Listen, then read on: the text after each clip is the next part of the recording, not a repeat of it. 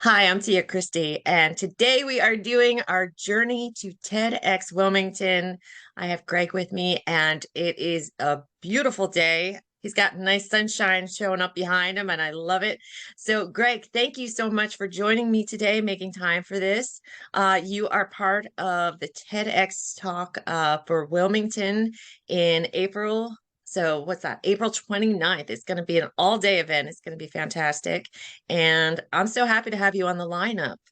Yeah, it's great to be with you, Tia, and really appreciate what you and Dan are putting together, and I'm glad to be invited. Well, thank you. Thank you. And for our viewers, please tell us a little bit about yourself. Well, it all, all depends on what you want to know, but in terms of my present work, if that's the interest, I design and run large leadership programs and do executive coaching for companies. I have my own company, and we have a team of global experts to do that. From a personal perspective, the whole journey, the spiritual journey has been very important to me. Grew up Catholic, but consider myself a closet Buddhist now, and developing spirituality, so to speak. Doing a lot of silent retreats and meditation and study with other people has been a big part of my life. From a fun perspective, I grew up in Wisconsin, and I'm a huge Green Bay Packer fan, and I now live in Stowe, Vermont. So those are a few things about me. Awesome. Wow. Fully rounded. I love that. Um, wow. Okay, so that brings me to I guess the question, the number one question. What are you going to be talking about on your TED adventure? Yeah, it's been interesting for me because I mean, I want to have been challenged with this myself in my own life, but I see it with a lot of people I coach or I work with or companies or leaders. And it's the challenge of being able to regulate emotion. Like, how can I go through life and use my emotions in a positive way versus being carried away by them? Right? There's a lot of talk and work on mindfulness and emotional intelligence and all these different pieces. But there's one tool that I think has really helped people and has helped clients and leaders that I've worked with a lot and has helped me. And it's getting the message and the emotion. And so I'm going to teach this particular tool from the TED stage and share a story or two about where when I didn't do it, it caused me some trouble, and where some clients didn't do it, it caused them some trouble, and how it can help us in the future if we do use this tool or technique. Love that. Yeah. I mean, it's funny. Me and my sister, we have a saying that, and I can't say it because there's a bad word in it, but emotions can be blah, blah, blah, and don't Mhm. be a blah, blah, blah. So Mhm. I love this to be able to have some kind of control within in that. Oh, I'm looking forward to this now. Yeah. Yeah. I've been No, it's looking fun. forward to it, but now I'm really looking forward to it. Great. Beautiful. Yeah. So, why is the idea important to you? You said that you haven't done it in your past and it's kind of bit you. So, what really made you decide this was the topic to talk about? Yeah, because I realized that if I can practice this tool on a hourly, if not daily basis, especially if difficult emotions show up, it will make all the difference between me sabotaging myself and me putting myself on a track or on a path where I can be more and more resourceful to either myself or others around me. And so, since the tool has been so helpful to me and has been so helpful to my clients and people I've worked with and other people I've coached, I thought this is the tool that can make the difference. I love that. That is awesome. So, a lot goes into a TEDx talk. We know this. I mean, it's one of the most prestigious things that speakers can do, and what an honor to be up on that red carpet, right? So, what are you doing to prepare for this talk? Yeah, there's a few things. One, I've written out and I've done the outline. And I've worked on it in multiple different kind of structures or pieces. And to me, it's a little bit like a puzzle. The point I want to make, the story I want to tell, the examples I can share, tips I can give people to apply the tool. And but the other thing that I'm hoping I can do is add a little humor. And so to go over, beyond my own prep and work, I've actually asked a comedian if they can help me like put a joke or two into this thing so that there's a laugh or two with it. So that's the other thing that I'm doing to hopefully make it a really well-rounded talk. I love that. Yeah.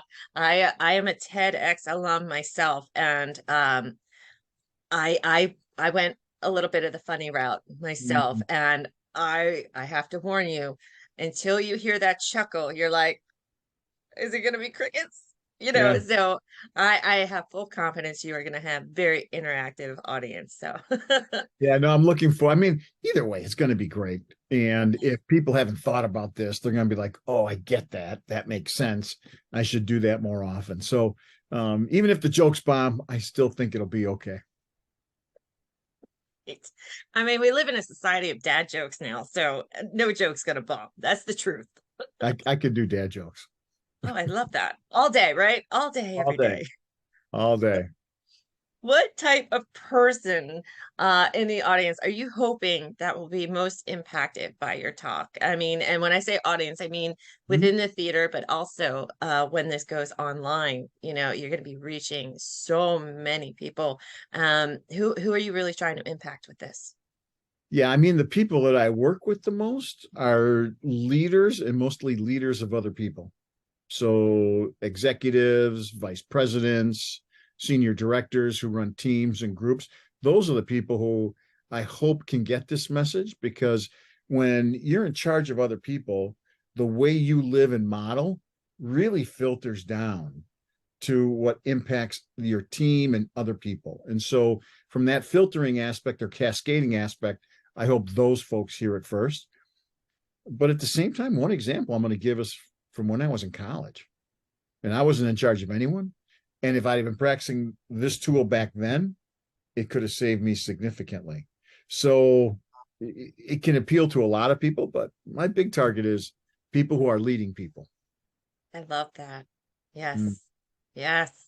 And, I think a lot of times people think because they're leaders, they got it all together. And mm, it's not always the truth. I mean, there's a lot of weight that goes on a leader's shoulders. So, right. to be able to speak directly to somebody that has that and teach them through the with your methods, I think that's a very, very great way to go.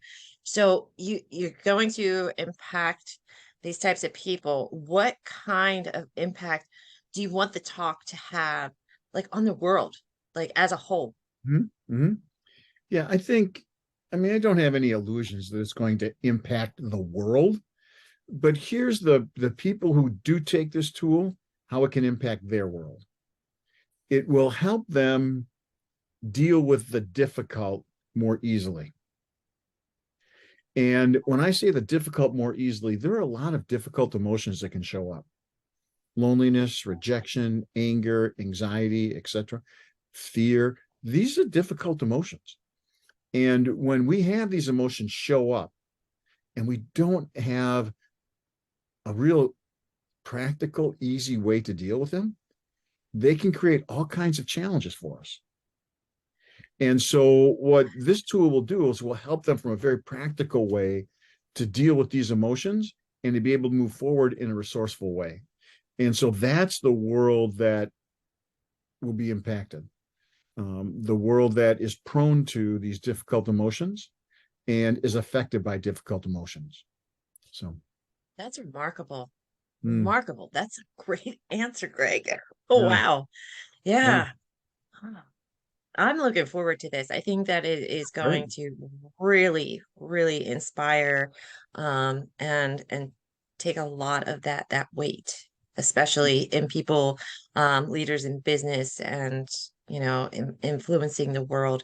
And you said about the delusions about the world, but you never know how one person can really just catch Mm, fire to yeah. everybody. So thank you so much. No, I do have well, one final question for okay, you though. sure. Okay, so you're going to be coming to Wilmington, Delaware. Mhm. What is the most exciting part for you? What are you looking forward to the most coming into Wilmington, Delaware? You know, I'm just looking forward to meeting all the people, all the other speakers, being in that great space. and being challenged myself. I mean, it's great to get new ideas, new ways of thinking, to be able to, like, oh wow, I never thought about that, like, or I never framed it that way. And just to get a fresh and original perspective on life, and to get the energy to do something new and different. That's what I'm looking forward to in terms of Wilmington. Oh, that's wonderful. Well, Yeah, thank you so much. We're looking forward to having you here. It's going to be exciting. I mean, I can't wait to sit down and have like a one-on-one powwow with you that'd because be great. after you're done your talk, we're actually going to do another podcast that will be just audio, and you're going to be able to tell everybody how the journey went and what it felt like being up on that red carpet. So very Beautiful. excited for you. And so thank you so much for being here today. My pleasure. My All pleasure. right. And I'm actually going to put some links down the bottom. Greg, if you have any links, I'll Yep. be sure to share them with people as well.